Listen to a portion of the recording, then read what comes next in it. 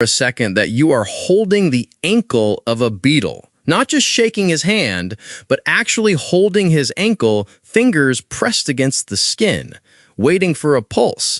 And in that tiny rhythmic thrum against your fingertips, you don't just feel a heart rate. You feel the miles that person has walked, the songs they've written, the stress of fame, and the quiet hum of their kidney energy. That is a level of intimacy that most of us can't even comprehend. It sounds like a scene from a movie, but for my guest today, it was just a Tuesday. We often talk about abundance in this culture as metrics games. How many zeros in the bank account, how many cars in the garage, how many likes on the post. But what if abundance is actually about bandwidth? The bandwidth to feel the pulse of the world, literally and figuratively. Today, we are flipping the script on success. We're going from the high-speed chase of material wealth to the absolute stillness required to heal from stage 4 lung cancer. It is a wild ride. I'm Noah, and this is The Deep Dive. It really is a wild ride, Noah. And honestly, that image of the ankle pulse is going to stick with me for a long time. Today, we are speaking with Dr. Robin Tim So. He is a veteran acupuncturist, a third-generation Australian of Chinese descent, and a man who has spent over 40 years bridging the gap between ancient Eastern wisdom and the frantic pace of modern Western life. And when we say frantic, we aren't kidding. I was looking into his background, and the numbers are staggering.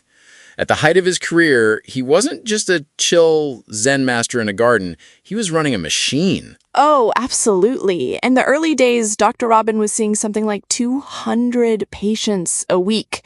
Just do the math on that. If you're working a 5-day week, that is 40 people a day. That is barely 10 minutes a person if you don't stop for lunch. He had a clinic running 4 rooms simultaneously. That sounds like a factory, not a clinic. It sounds like the opposite of healing. And that is exactly the wall he hit. You have to understand the context here. Robin grew up in North Queensland, in Townsville, back in the 70s and 80s. Now, Australia is a diverse place, but back then, in that specific region, he was one of the only Asian kids in his school. He talks about this feeling of profound otherness. When you feel that different, the natural human reaction is to overcompensate. You want to prove your worth through tangible, undeniable success. So the high-volume clinic, the fast cars, he mentions being a car guy, that was all armor. Precisely. It was armor. He equated abundance with winning. If I have the most patients, I win. If I have the nicest car, I win. And he did win by those metrics, but the craft, the actual art of acupuncture suffered. You can't deeply connect with someone's qi, their vital energy, if you're already thinking about the patient in room 3 while you're sticking a needle into the patient in room 1. He realized he was missing the magic. He was successful, but he wasn't abundant.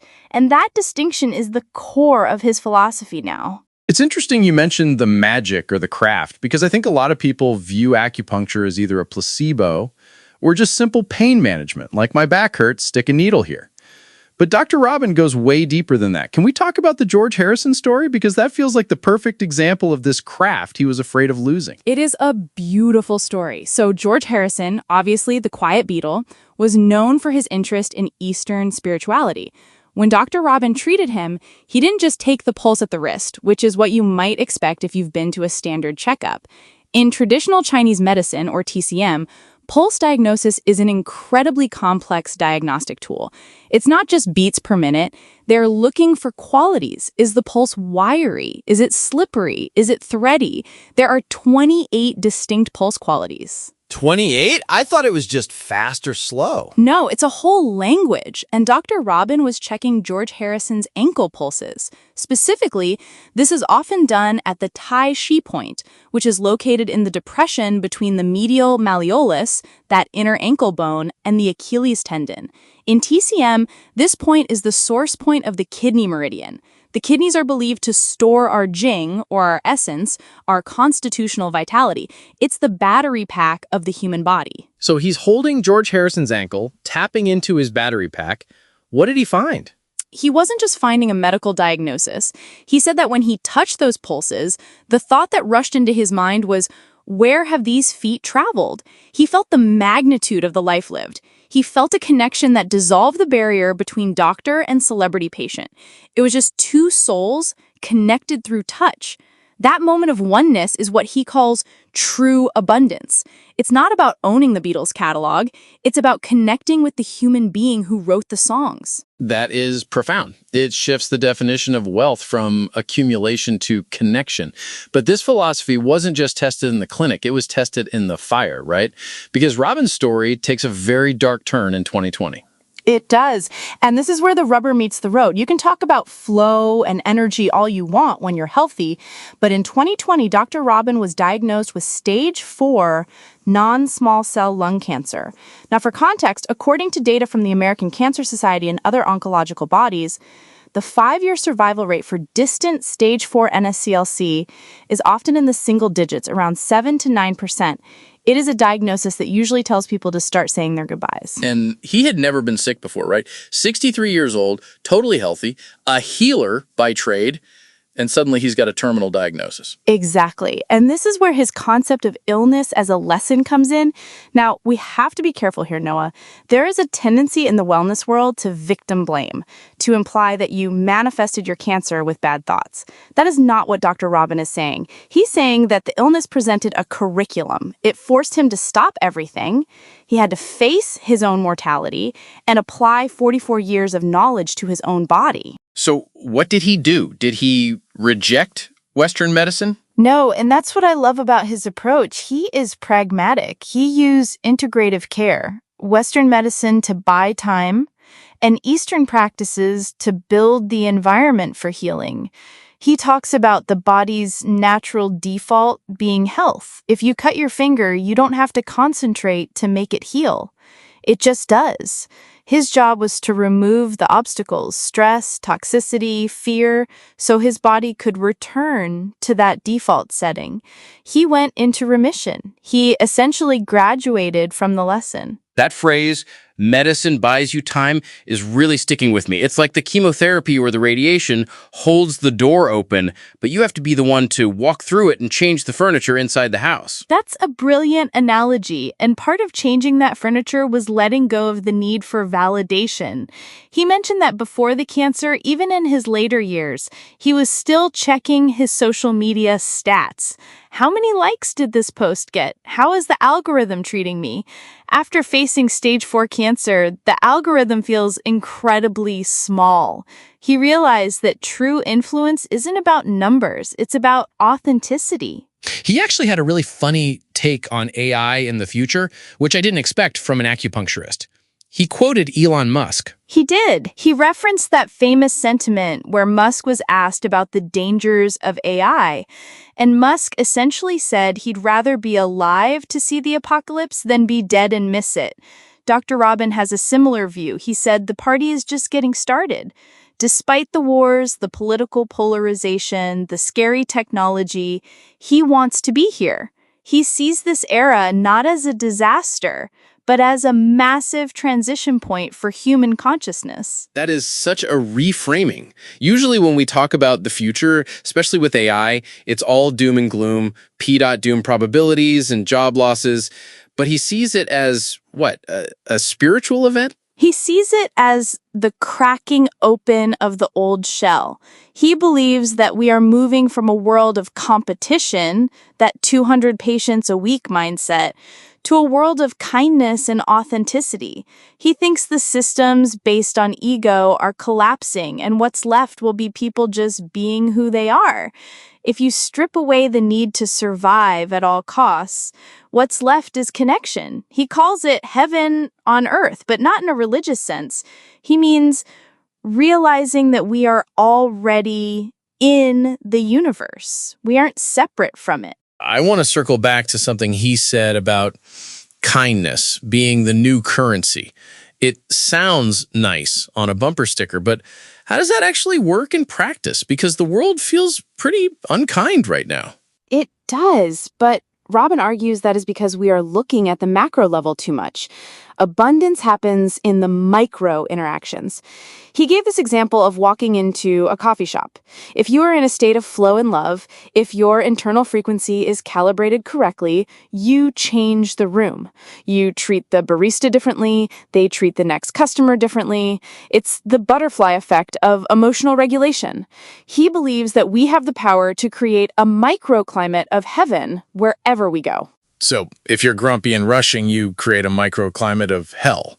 Exactly. And we've all been that person. We've all stood in line, tapping our foot, checking our phone, annoyed that the person in front of us is ordering a complex latte. That is a poverty mindset. That is scarcity. I don't have enough time. I don't have enough patience. Abundance is standing in that line and having the bandwidth to just be present, to maybe smile at someone, to not be in a rush. That is true wealth. It's ironic, isn't it? We spend 40 years working to get rich so we can relax, but the ability to relax and be present was available to us the whole time for free. That is the great cosmic joke. And sometimes it takes a cosmic 2x4 to the head, like a cancer diagnosis, to make you stop laughing and start listening. Dr. Robin mentioned that he felt George Harrison's soul in his ankle, but he also said he can feel that same connection looking at an animal in a zoo or a dog on the street. It's about recognizing the life force in everything. Once you see it, you can't unsee it. And once you see it, you can't really be cruel to it because you realize it's just another version of you. That brings us to the concept of the God within. He was careful to distinguish this from religion. Right. He isn't pushing dogma, he's talking about a resonance. If you look at the history of acupuncture and Taoism, it's all about the Tao, the way, the natural flow of the universe. When he puts a needle in, he isn't adding anything to the body. He isn't injecting a drug. He's simply manipulating the body's own energy to get it back into alignment in a sense. The healing comes from the inside, not the needle. It's empowering, but also terrifying, because if the healing comes from inside, that means the responsibility is inside too. It is extreme ownership, and that is why Robin says many people are stubborn.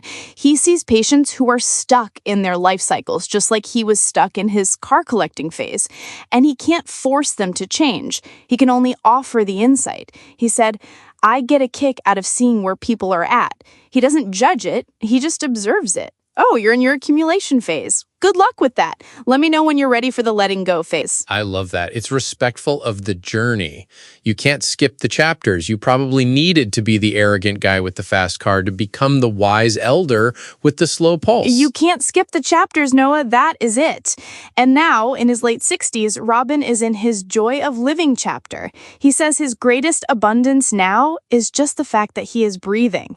After stage 4 cancer, every breath is a luxury item. He doesn't need the validation. He doesn't need the 200 patients. He just needs to flow. It really makes you rethink the goals we set for ourselves. We're all sprinting toward a finish line, but guys like Dr. Robin are standing on the sidelines telling us that the race is actually a dance, and we're missing the music. And the music is playing inside our own ankles if we just stop to feel it. Eloise, this has been a trip from Townsville to the Beatles to the oncology ward. It's a reminder that the human body is resilient, but the human spirit is practically indestructible if you give it the right environment.